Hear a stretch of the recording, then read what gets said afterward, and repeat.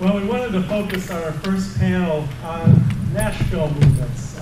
Nashville, as those of you who are fortunate enough to see Rip Patton this morning, has really had a long and rich tradition in nonviolence and movement building. In many ways, it was the Nashville sit-ins and the students here under the leadership and mentorship of Jim Lawson that I think sparked the critical years of the civil rights movement, which in many ways have kind of gone into a little bit of a holding pattern after the Montgomery bus boycott. And it was really their dedication. And it's not as well known as some other pieces of the movement. If you want to read a really great book about that, David Halberstam's The Children. David Halberstam's The Children is just a really powerful statement of that. And I think we've continued that tradition on and off here in Nashville since then. I've been fortunate enough to be part of that. I was deeply immersed in organizing in the nation's longest sit-in, which we had at the state capitol around healthcare cuts about 10 years ago. And it was basically very affected folks sitting in at the governor's office for months. I mean, people could go in and out during the day, but not at night. We had folks on ventilators. We had folks with very serious health conditions in their dedication. At the same time, we were doing religious vigils outside, out on the outer edge, to really fight the deep cutbacks in healthcare that were happening at the time. And so that's been one of my richest parts of this participation in this movement. But these are some of my colleagues. One is running a little late, Dr. Sekou Franklin. He had a meeting with the governor today alone, so he's running a little bit late, but he'll be joining us soon. So I'm going to introduce these folks. Immediately to my left is Justin Jones, who's a native of Oakland, California. He came to Nashville in 2013 to attend Fisk University. He graduated in 2017 with a BA in political science and now attends Vanderbilt Divinity School, pursuing a Master of Divinity. He's been involved in leading numerous advocacy initiatives, including coordinating campaigns against Tennessee's restrictive voter ID laws through a federal lawsuit, organizing direct actions to pressure the legislature on Medicare expansion, and issues of racial justice, such as removal of Confederate monuments from the state capitol. He's won a number of awards, and perhaps most importantly, he's currently banned from the Tennessee state capitol.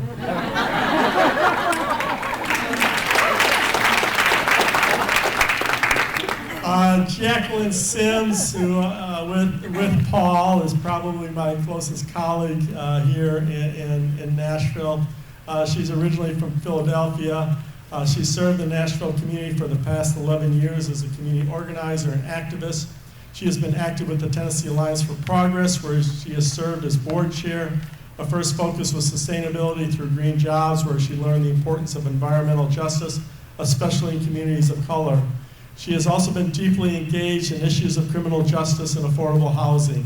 She helped lead two major campaigns, Ban the Box, and the recently successful campaign for a community oversight board. She stresses the intersectionality of issues and the importance of partnerships and nurturing relationships. Lauren here, who I've just recently met in the last few months, but glad to have done so. She's a member of the Nashville Hub of Sunrise, a movement of young people mobilizing to address the interconnected crises of the climate catastrophe, economic inequality, and social justice. She currently leads the outreach working group to coordinate grassroots outreach and volunteer recruitment. Lauren began organizing around sustainability and climate change while studying at the University of South Carolina. She was a member and resident of the Sustainability Learning Community, a group that piloted campus sustainability initiatives, including tailgate recycling, residence and dining hall trash audits, free cycling, and no impact week that remained in place.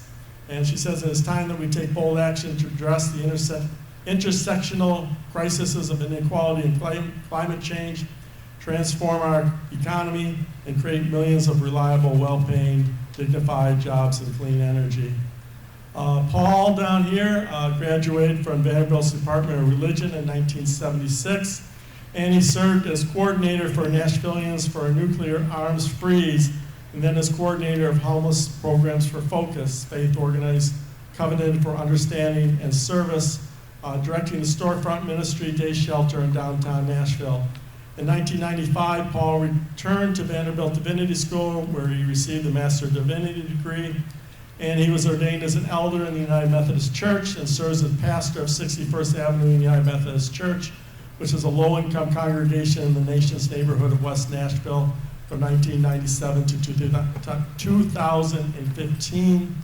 And he helped start the Creation Care Ministry of the Tennessee Conference of the United Methodist Church and serves as on a steering committee. In 2016, and he may be one of the few in the country, he was appointed pastor for Creation Care and Environmental Justice as an elder. He also serves as president of Tennessee Interfaith Power and Light, and he's married to Monty Mitchell and has 2 grown sons, Brock and Brandon. And finally, Sekou Franklin. He's associate professor in the Department of Political Science at Middle Tennessee State University. He is the author of After the Rebellion, Social Movement Activism and Popular Mobilization Amongst the Post-Civil Rights Generation. He has a forthcoming book co-authored with Ray Block called Losing Power, African Americans and Racial Polarization in Tennessee Politics. Currently, he is president of the National Conference of Black Political Scientists and is a member of the Southern Political Science Association's Committee of the Status of African Americans in the South. Through his work with Democracy Nashville, Democratic Community, he is working on voting rights and redistricting disputes with the NAACP Legal Defense Fund and the Lawyers Committee for Civil Rights Under Law. He has worked with numerous groups such as James Lawson Institute, Community Oversight Now, and its efforts to establish a Community Oversight Board in Nashville, and also the Tennessee Conference of the NAACP. He is currently a member of the Tennessee Advisory Committee to the U.S. Civil Rights Commission. He, along with Jackie and myself, lives in North Nashville with his wife and 2 daughters. So this is going to be fairly open-ended. What I'm going to do is ask folks questions, and I know these folks are pros, and so they'll be able to do a great job of eliciting what a movement looks like here in Nashville and how it might inform our Creation Care movement. And then after a certain point, we'll open it up to you all for questions. And since Sekou just got settled in, I'm going to put him on the spot first. Sekou, for those who weren't here this morning, could you describe a little bit the Nashville sit-in movement and some of the elements that you think made it effective? Well, the Nashville sit-in movement, I can talk a long time, was part of it depends on who you talk to, but some of the people like Jim Lawson and so forth would say started in '59 with a series of nonviolent trainings at places like American Baptist College, Fisk University, Clark United Methodist. And although it's kind of considered to be dated as ending in 1960, Lawson and them would say that it continued to 1962 in terms of that wave. It's part of a national wave of sit-ins that occurred around 1960, in which you had maybe 70,000, 50,000 to 70,000 young people who sat in, along with community members. Before the sit-in movement was launched and the actual sit-ins were launched, and they went through a series of nonviolent trainings, a boot camp, one might say, of how to respond to violent actions, but also one of the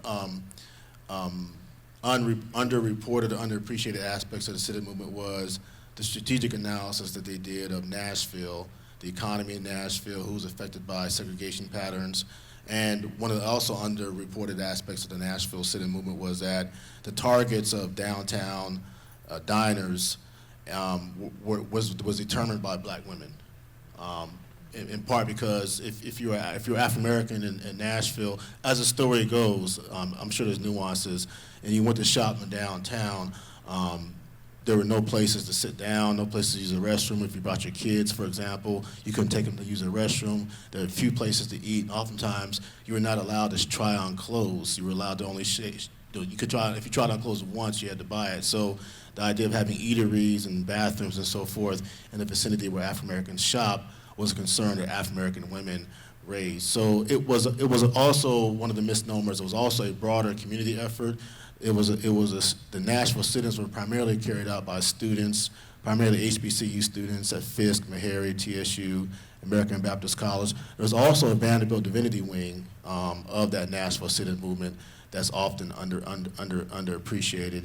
And it was also part of an umbrella organization called the Nashville Christian Leadership Conference, led by Kelly Miller Smith, an unsung hero who is deserving of his own biography and his own national recognition, who was also involved in really kind of militant civil rights activism even before the Nashville movement, who himself had connected with Martin Luther King Jr. So the Nashville movement was, the sit-ins are talked about, but it was also part of a larger movement infrastructure that had strategy, that had planning, that had training.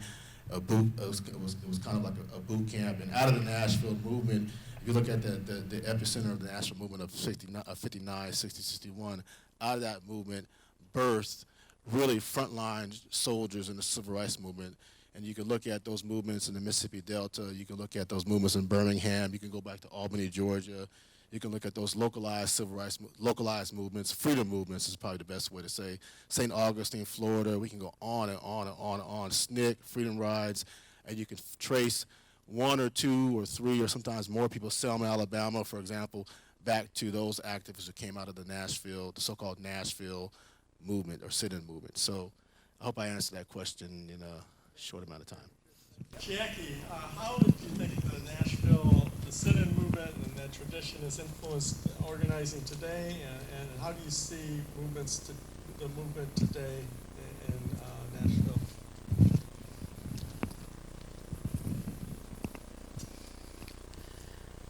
Well, first, clearly, things are very different than they were back in the late 50s, early 60s. Unfortunately, a lot of the issues are the same. We are still trying to overcome, still trying to achieve equity and justice at pretty much every level. I think one of the biggest differences now that I see, in the past, people had everything to gain and very little to lose. So there's a lot of competing forces in work and community. There are tons of different organizations, some intersecting, some overlapping. So that causes a competition for resources to do a lot of the work, challenges in who's going to be in charge, who's in leadership, who's being recognized for the work. There's a lot of good work that is being done in the city now. What I see is the best work is collaborative work, where organizations with similar interests come together and choose a subject or a topic such as community oversight now and agree that that will be the central focus, even though each organization that's a part of the collaborative body has different things that they focus on elsewhere. But when we come together to focus on one issue, that is the thing that we have to be very disciplined about.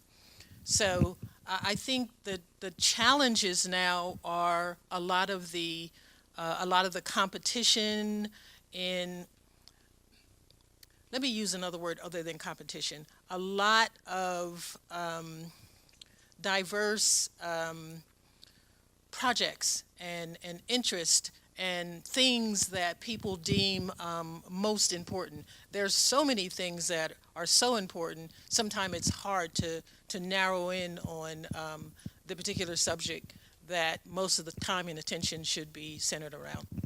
Thank you, Jackie. Yeah, I would certainly see that as the case. And with climate, I'm more and more not thinking of it as an issue, but something that's just going to overwhelm us all and everything if we don't focus on it. But there's a challenge of breaking through all that and getting people, so I just kind of continue to repeat that over and over when I talk to folks, and when you start seeing the weather, and you start seeing, and you also think of, for instance, immigration and how much people are charged up today with the limited immigration that we have coming into this country and what that's going to be like with refugees and the potential backlash to all of that. And so just from a pure social standing, so it's a real matter, I think, of focus, and there are a number of key focus areas that we're hearing about today, but the climate certainly needs to stand with that. Justin, what are your experiences in the last few years here in Nashville? What do you see as powerful about that and essential about that and its effectiveness?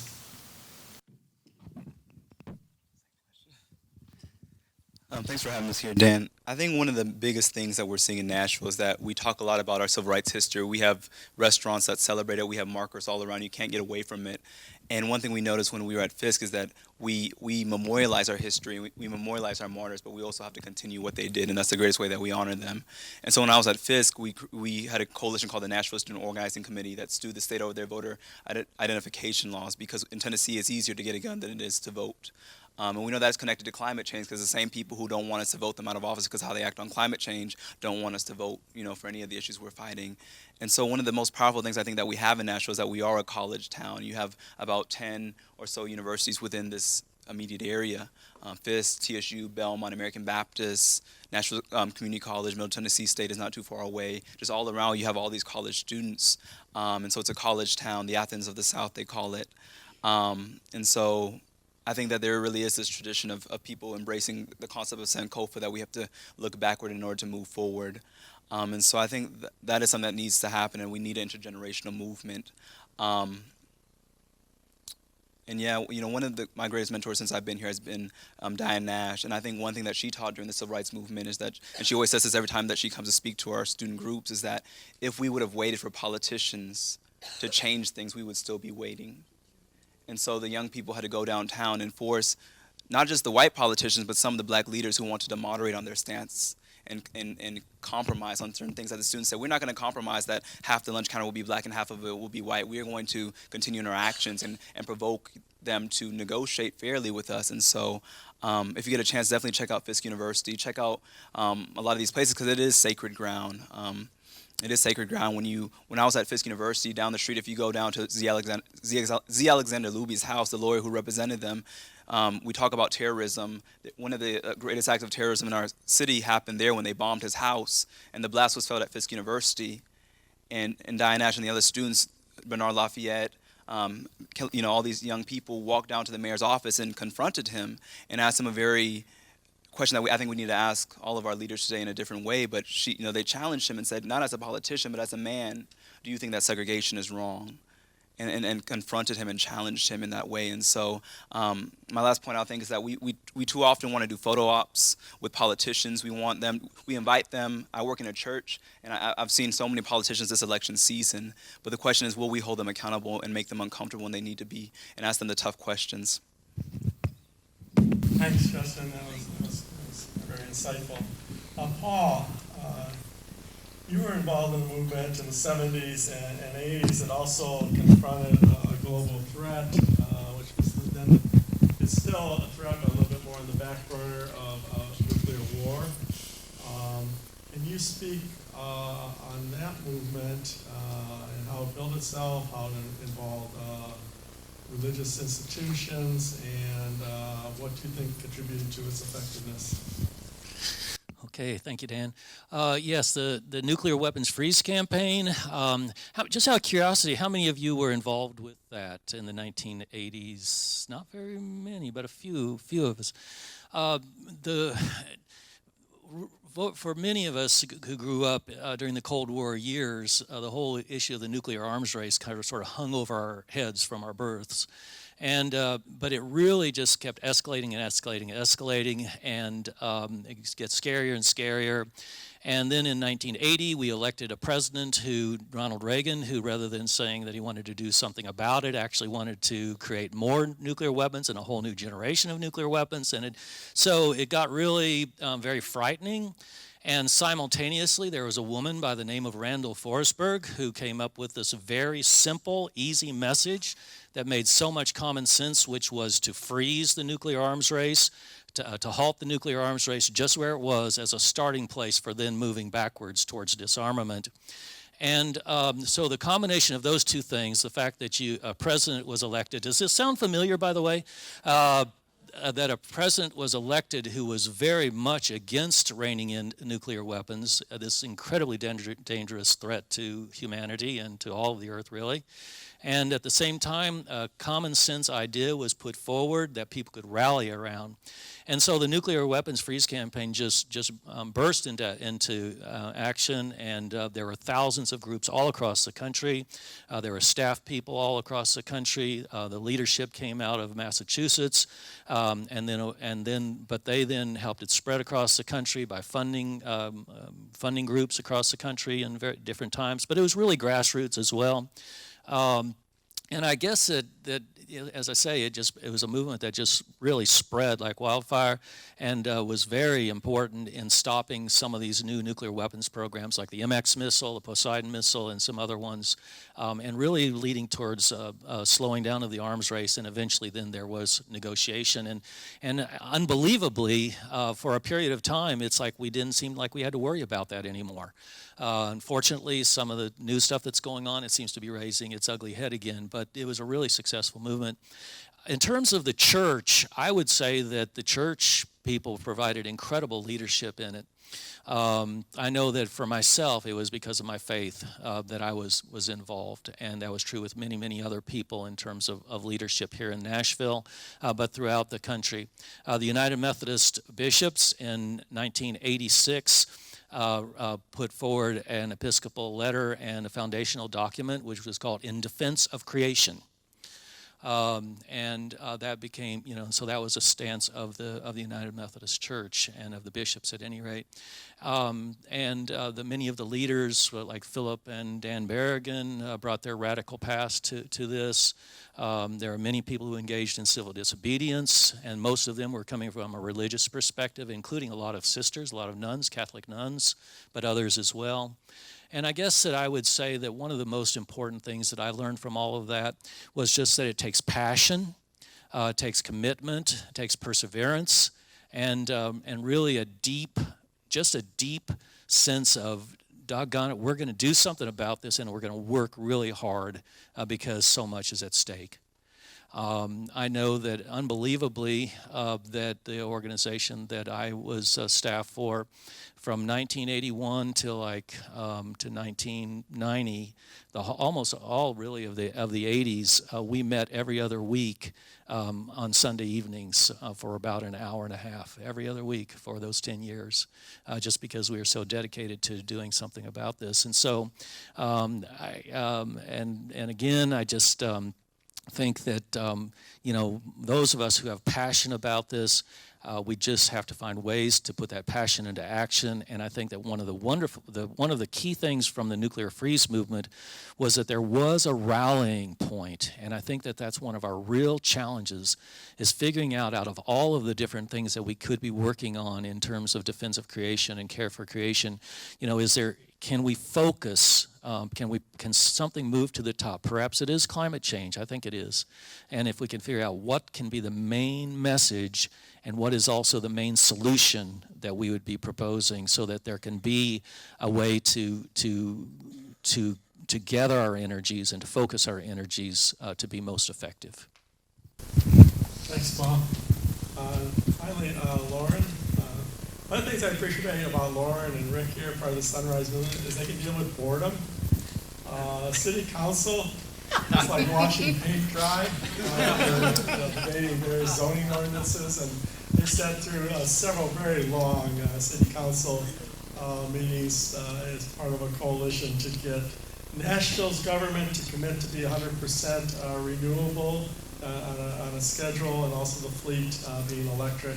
And so very significant that just happened in the last few months. The Sunrise. How many of you are familiar with the Sunrise movement?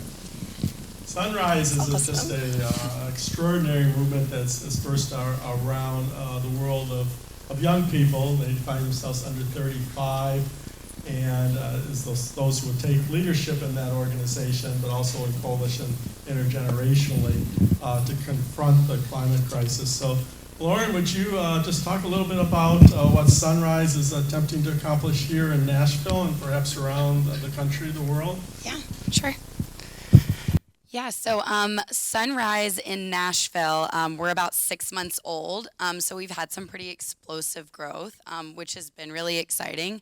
And I think one of the reasons for that really is like the movement building and the focus on young people. A lot of people who are getting involved with us, this is their first, kind of extent into any type of activism, any type of like single issue work. And so we're really focused on finding what their skills are, encouraging and empowering our members, and not letting anybody get away. And so it's been really exciting because we have had some wins with moving Nashville. So as far as what we're focused on next, Nashville doesn't live in a bubble, and the climate crisis doesn't live in a bubble. So everything we do in Nashville, yes, it's extremely helpful and can help stop moving that needle, but we're really focused on building out hubs in the rest of Tennessee, and educating and training people all across the state so that they then have those skills. And that's kind of how we feel like we spread. We're really focused on a decentralized leadership model, where everybody can take that power and spread it within their communities. We also are in a city election season right now, so we've been, canvassing and pressuring our elected officials, but then also people running to not accept fossil fuel money, and then also to sign on to a support of a Nashville and Tennessee-based Green New Deal. So our biggest focus is, yes, climate change is the issue, but how does that impact the people? Who are going to be first impacted? It's going to be marginalized communities. It's going to be the poor. And so focusing on the people who are impacted by the movement. And so jobs creation is a huge part of that, making sure that as we move towards sustainability, we're not forgetting about the rest of Tennessee that does have a lot of work and a lot of employment, in non-renewable resources. And so we have to give these people a path forward. So we expect a lot from our politicians to be champions, not just be passive supporters, not just quietly sit by and say, oh yeah, I believe that climate change is an issue, but actually, we're focused on putting people in power who are going to do something. And so we're aligning that with, not taking fossil fuel money, not focusing on non-renewable resources, and then also mobilizing and actually being active in support of a Green New Deal. And those are kind of our big things. And then mostly just community education. A lot of people don't understand what the Green New Deal is. They don't understand how big of an emergency our climate crisis is. And so we're doing town halls and we're talking to people and, just trying to spread that message. And again, as people are excited, as people are motivated, getting them involved quickly, getting them in leadership roles and just kind of allowing our movement to grow that way. Thank you. This will be the last one I'll direct at a particular person, and I'll just kind of ask a question and folks can answer. But Sekyo, I want to draw on your knowledge again. What do you see as some of the essential elements of effective movements, and how might those inform the climate movement? Well, the elements are still evolving. But if I'm in a campaign, we were in the Community Oversight Now campaign to get an oversight board, and Dan and I worked on the Green Jobs campaign. What I'm giving attention to is the infrastructure you're going to build around that movement, the organization, what it's going to look like, the resources that one could bring in, and for those people who are going to be recruited into a movement, what is it going to be like once you get beyond 1 month or 2 months? So most of the campaigns I've been involved in the last decade or so, I prepared myself and my family, which is also dealing with family politics, at least for like a 2-year campaign. So that's one thing. Building infrastructure that can last more than just a month or 2 months, I think, is important. Constant training is important. That is, that those frontline organizers are constantly training, going through training themselves, going through retraining, extending training for other folks. Number 3, I think that there are a lot of folks, for example, in the climate justice, who want to support the climate justice movement, but they, as crazy as it may sound, Some of the younger activists have knocked me over the head on this. They may not know how to get involved or know what to do. So one of the creative parts of movement building is finding creative roles for folks to do. And the Community Oversight Now campaign that we pushed for in Nashville, we created a prayer vigil led by ministers. We recruited veterans, including combat veterans, African American, to do a letter delivery service to the mayor. And it may sound simple. It's a nonviolent direct action, though it's not perceived that way, because it may seem simple, but you had 70-year-old African American veterans who themselves have never met a mayor or never met a city council person. So it's organizing them, educating them, finding creative roles for folks to do, finding creative roles for folks to operate at the intersection. So for example, with climate justice, there's an intersection that speaks to poor African Americans. There's an intersection that speaks to rural folks. There's an intersection that speaks to undocumented folks, immigrant communities. And those frontline organizers that are on the battlefield have to be creative in finding roles that people can play at strategic points. I think what I try to do, something I embrace in movements that is not on paper, but I would consider frontline organizers to consider this. In your movement coalitions that you're operating in, be willing and accept losing an argument and losing one publicly. And especially if you're in a movement with working class people in which either explicit or implicit privileges may emerge. And Jackie can tell you that in a movement fights that we've been involved in, not that I always want to, but I will open myself up to losing an argument inside of a movement coalition publicly. Because what that then does is that disarms other people around the table who I'm organizing with, who I may have more privilege with, just because maybe I'm a PhD, there may be age or generational issues, there may be gender issues, and then once I can lose that, if I lose that argument, it could open up a space for more consensus, democratic-based discussion. So those are some of the things. I can go on and on and on and on and on and on, but those are some of the things I think that. Thanks. Thank you. Just open it up to the panel. What do you think is the role of churches and faith-based folks in social movements?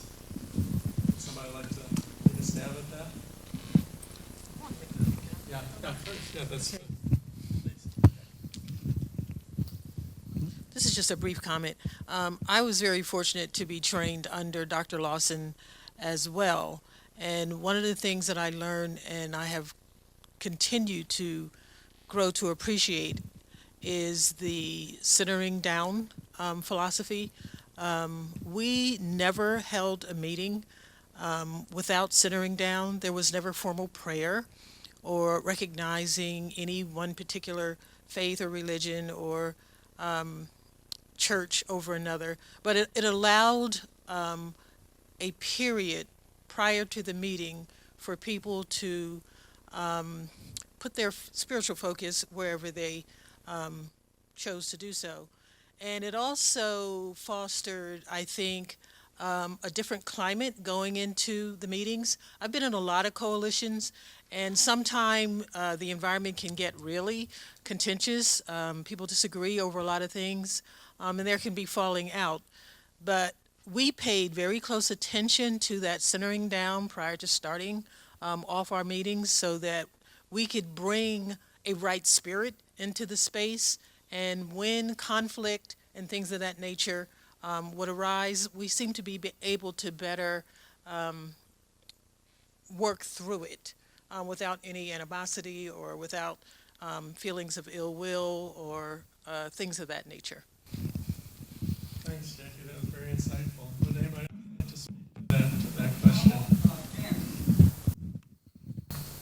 Centering down, could you just draw that out just a little bit, because I've never been to no centering down that I know of. It's really very simple.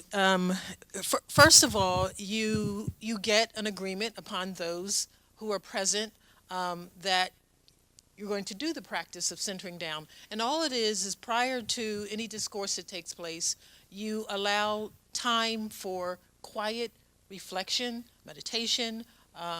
It could be a prayer for some persons, just so that when you enter into the work of the meeting, you go into the meeting with a better mental attitude, more focus, and understanding that you are often drawing upon something that is greater than yourself, and you want to bring that into the space.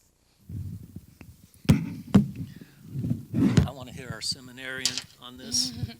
Role of the church. See how well you've learned over the last semester.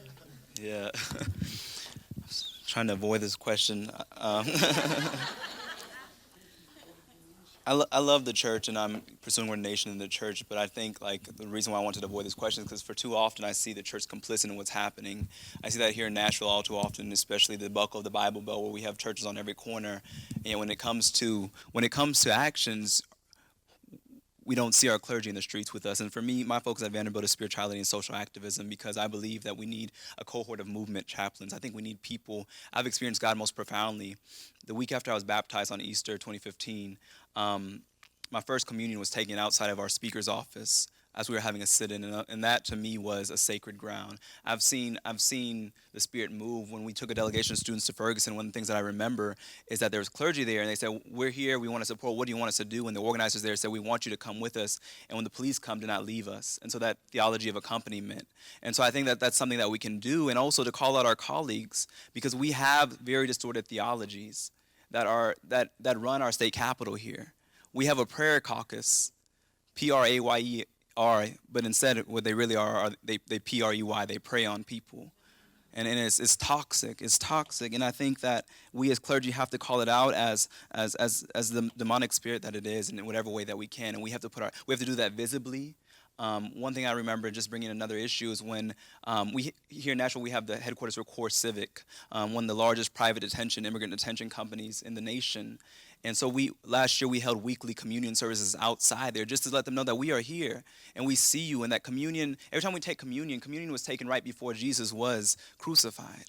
And so the most accurate representation of communion is not safety in our sanctuary where it's so disconnected, but where we see those on the precipice of empire.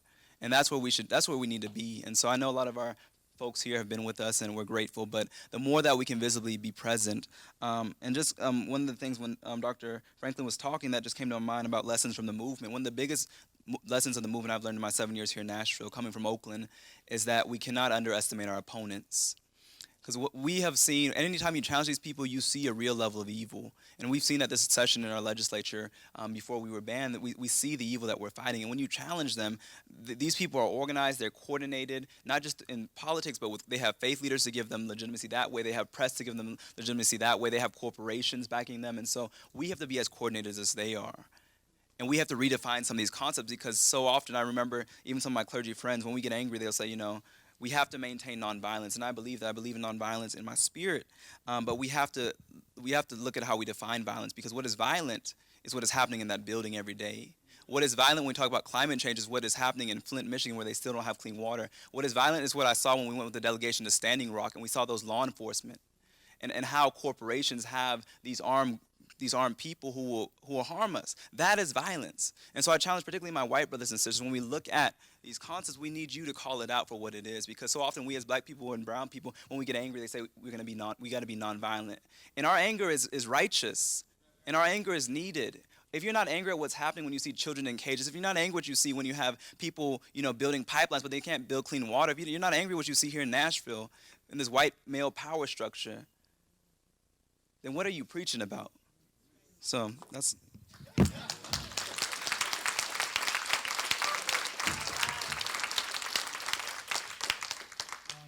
Thank you very much, Justin. Yeah, that was powerful. Anybody else want to speak to that question before we move on? I have a hard time sitting White down. male. What's that? Back in the 60s. I have a hard time sitting down. I was acting chair of State Board of Human Rights. I was commissioner's pastor. When I said I need lunch with you, he said, "Pastor, Could I sit with my back to the wall? Because when I go around the corner at night, I'm just another black man. That's where we live.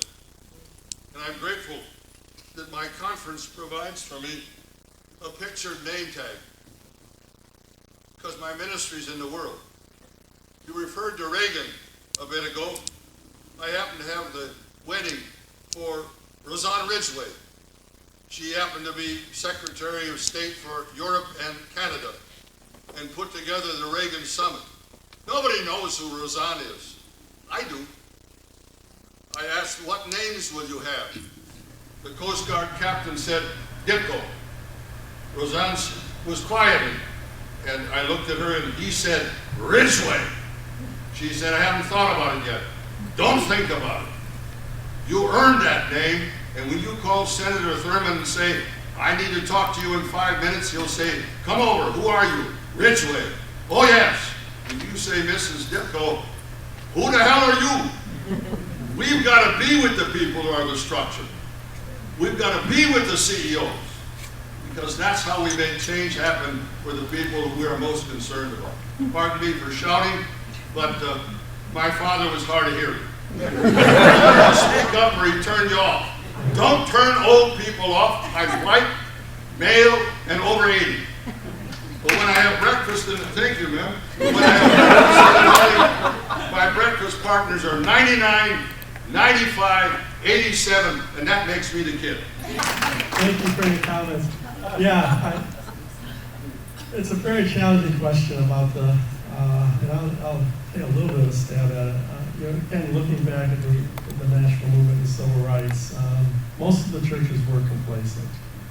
And Martin Luther King's letter from a Birmingham jail talks to that complacency to the white liberal, but there was also complacency. And the black churches. And the black churches. All the churches. Yeah. Most were complacent. Right, most were complacent, and it was the young people that got out and challenged that. They did meet at Clark Memorial Church. There was, that was a risk for Clark Memorial. They had strong support of Kelly Miller Smith, the pastor down at Central. And so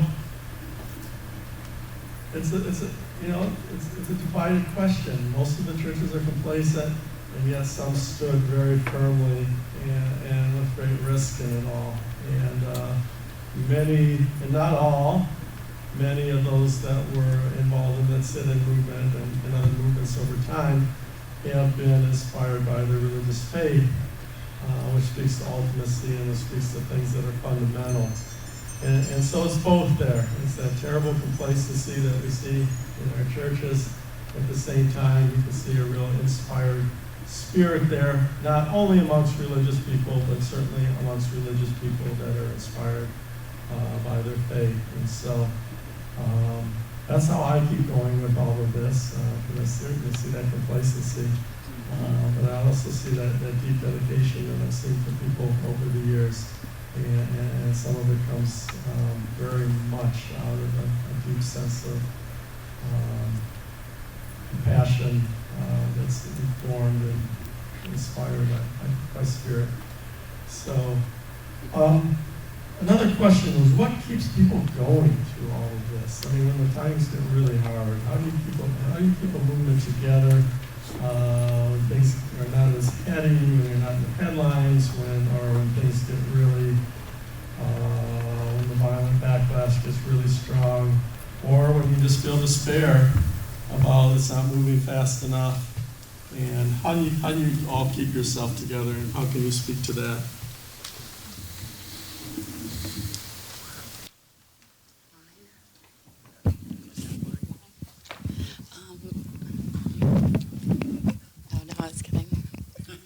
I said wine, but That's one of the more honest. I don't know. I don't know if I'm the best person to answer this. I mean, I've been been working for a couple of years, and I think some of it is staying focused on small wins, but when I guess when you talk about like righteous anger, like that can be that fire. I think it's important to stay positive and put out a positive message, because you don't want to turn certain people off of the movement. But you can't lose that anger. I mean, you can't forget that there are people dying. Like, the world is on fire.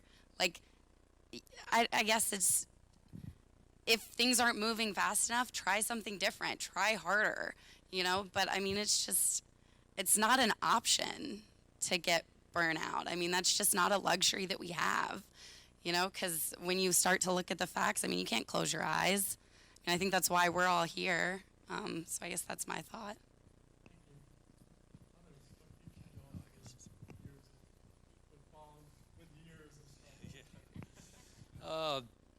Well, I think community is a big answer. I think many of us would agree with that. I mean, it's your brothers and sisters who are in the work with you that you turn to, and that when you're not up one day, you hope they are, and that they can support you and hold you and walk with you through all of that. And when many of you agree with that having brothers and sisters to count on in all of it is really critical for staying in the long haul with something.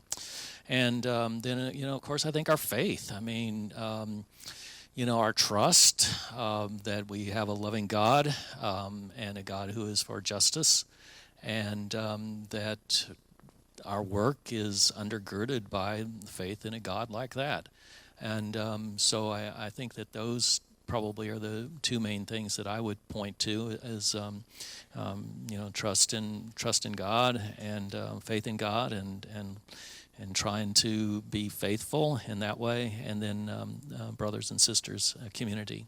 And that, of course, includes being part of a community of faith that is, and I am fortunate now that I'm doing this work to be back at my home church, which is Edge Hill United Methodist Church here in Nashville, which has been doing justice work. And by the way, we're going to be worshiping there Sunday morning for those who can stay. But that church has been doing justice work in Nashville since 1966. And to go to a place like that and to worship is also another place of great sustenance. And I would just add one other thing, which is that for me, the antidote to despair is doing something. When I get most anxious and most despairing when I'm not able to do something, but when I can do something, it really makes a big difference. Thanks, Bob. One other thing before and I'm going to start opening up for questions, and I saw you was in the back. Is we've got to have each other's back. That's critical to social movements. If we start mirroring the world, I mean, it's going to get in there. I mean, we're people, and we all have flaws, and we get irritated, and we get frustrated with each other. But we start mirroring the world's meritocracy, we start mirroring the world's market systems, we start mirroring just whatever our, intellectual thoughts are, and putting those out, or if somebody's down, we just leave them behind. We gotta have each other's back. That's the only way you sustain this. And as an organizer for some time, how I feel if I can trust somebody, the people I want to draw into that circle are people I feel like we're gonna have each other's back. They may not be the most eloquent, they may not be the most militant, all that's important, but do they have each other's back when the times get rough? And that's all you hold together with, I think, these movements is an important piece of it. Okay, I'm going to open it up for questions, and the gentleman in the back. Should I get a microphone? Do we have one? Yeah. Paul? Can you walk around with one? And I'll just And Dan, just to realize that to keep things moving, I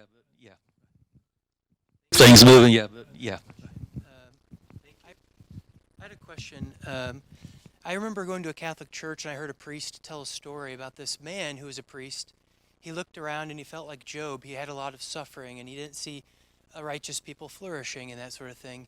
And he got really angry at God, so he went off and he started to help the poor, and he started to do all this stuff because God wasn't doing it. And fast forward decades and decades and decades, he died. And I forget who it was. He was nominated. He became a saint. It's a true story. I forget who it is. My question is, a lot of the religious Jews have been praying for the restoration of Israel for centuries. And a lot of the people who made it happen were the secular Zionists, and many of the religious ones got wiped out by Hitler. When I talk to my ancestries, that are all pastors, a lot of them say, calm down, Daniel. This is the end times, and Jesus is coming back. So my question is, I've heard this saying, pray like your life depends on it, but work like prayer doesn't work. So my question is, as people of faith, what's the relation? What do you think about? Is God going to save us from this mess? Or do we need to do it as if he's not? How do we engage with people who say, Daniel, don't worry about this because this is the end times and this is what we're going to live through? How do you deal with that sort of thing? Does anybody want to take a stand with that? No question. We'll call on Tim at the back there. I figured it would be Jackie because she's thought about these types of things. I'm going to make a stab at that. I was raised in a very conservative, fundamental religious environment. I went to church school, high school, boarding academy, went to a private Christian college. I am now the unchurched, but I have a deep and abiding faith, and that's what gets me through this work. I believe in a second coming of Christ, but this is my home. It's the only home I have right now, although one day I do hope to go to heaven. I still carry that with me from my earlier teaching, but I have a responsibility to this place that is my home, and the people who occupy it, who are my neighbors, and that sustains me. I don't know how long I have on planet Earth, so I try to make sure that every day counts in the work that I do. I'm not working to be saved. I see it as a natural extension of what I feel my calling is in life right now. I think I've been called to this work in community, and God has blessed me to make a difference here and there, now and then, and I'm grateful for that. But I don't think it's necessary to get bogged down in a lot of things that cause us unnecessary preoccupation. The work that I do is how I practice my Christianity. I feel that I'm here to serve and love my neighbor. My greatest challenge is balance, finding balance, because you can really get out of whack when you find yourself heavily engaged in this work.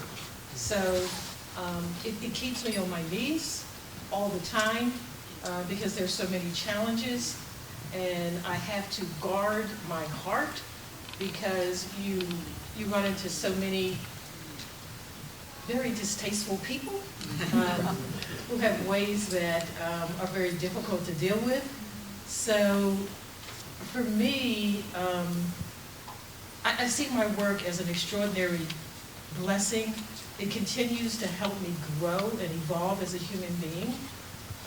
And I'm just very grateful for that. So as long as I have strength and health, because I've got some age and wear and tear on me, I will continue to do this work that I feel called to do.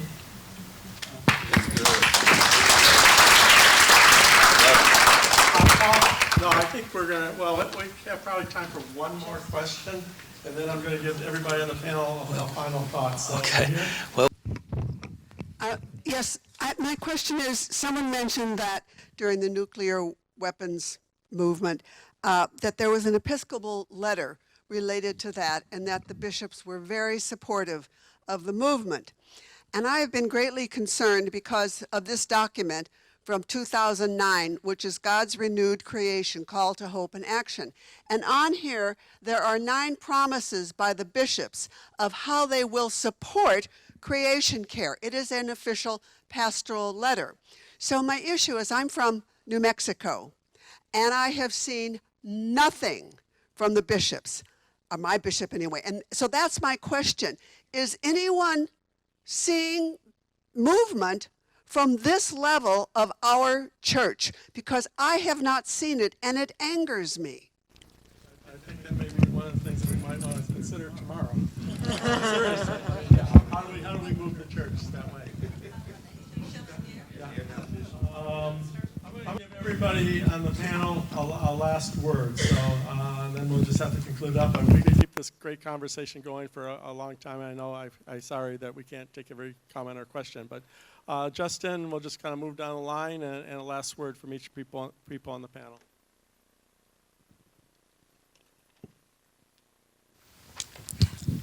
I think whatever movement you're in as you move forward in this work, stay rooted in those who came before you. One thing that always grounds me in my work is I always keep my ancestors with me. I'm someone who's black and Ibanog. I recognize my identities by what I wear sometimes. From Ghana, this is the symbol that means accept by God. This is blessed by Ibanog priest when I was in the land that we now call the Philippines. And I always keep this on me as someone who grew up in the Bay Area to remind me of my connection to the water. Because I think that we are connected to all creation, and that creation is calling out to us in this work, and that is all interrelated. I think that as we look at environmental and climate change, I can't help but think as when I travel the state sometimes and touch soil, like this soil is soil that is crying out to us because the earth is crying, but also this is the soil where my ancestors' blood is, because these are grounds where there was slavery. These are grounds where we have our immigrant brothers and sisters picking our vegetables and being treated like they are anything but children of God. So just always remembering our interconnectedness to what's going on. And if you can, find ways to use your privilege, and be okay with hearing things that are uncomfortable and that make you uncomfortable, but use your privilege however you can to find a way to get in the way. And when you're at this conference, I really hope that you take time to get grounded in that and to meet someone who doesn't look like you, someone who's a different age than you, a different race than you, who has different theology than you, and find ways that you can work together to build that beloved community. Thank you. Mine is very brief. I think you have to find balance, be very intentional about self-care. It's easy to abuse yourself in this work. And don't forget that if you have family, that's your first mission field. So don't forget your family. One thing that I think is extremely important especially in like the climate movement, is recognizing like the place for young people and how much young people can bring to the table. That is what Sunrise runs on, is, the energy and the knowledge and just kind of the new life that youth can bring to this movement. Because, I speak to, people, college students, high school students, middle school students all the time, and this is our issue. We have been dealing with the climate crisis our entire lives, and we will continue, and we understand. So I would think as, you're making space, for different people in your organizing, in your movement building, be focused on where you can bring young people to the table.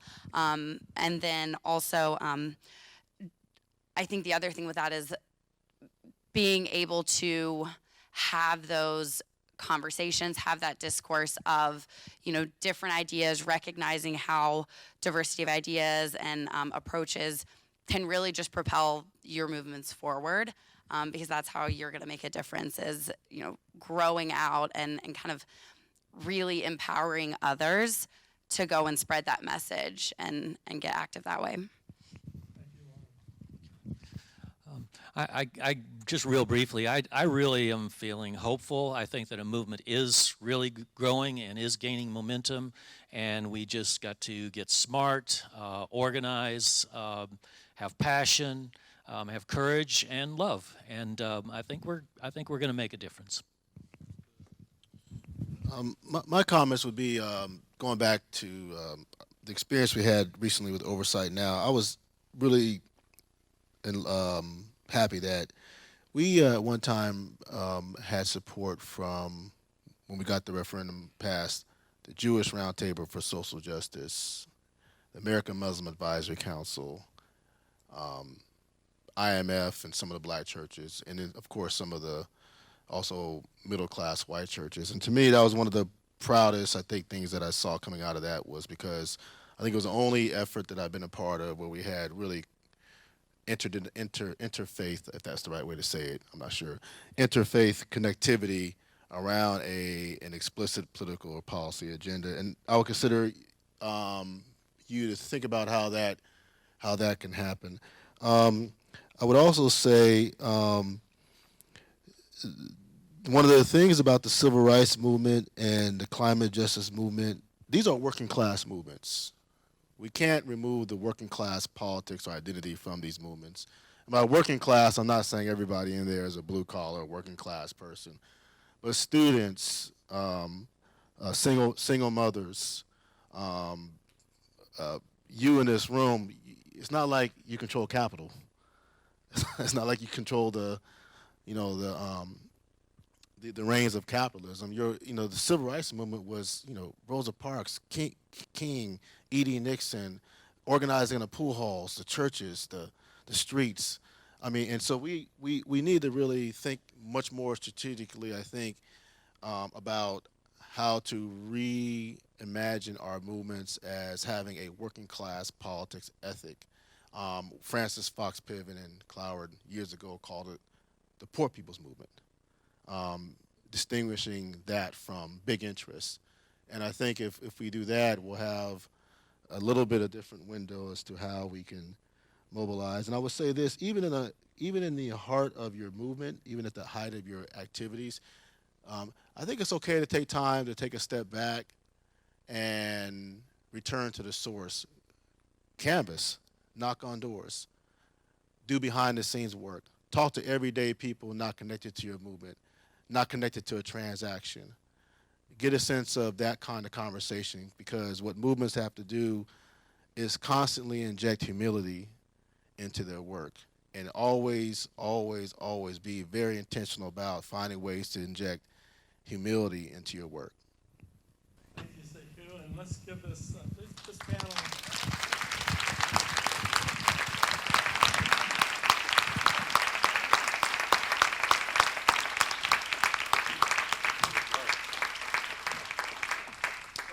Dedicated and insightful people you're going to meet. So we've got about a 15-minute break here, and we'll gather together for our lay of the land. So.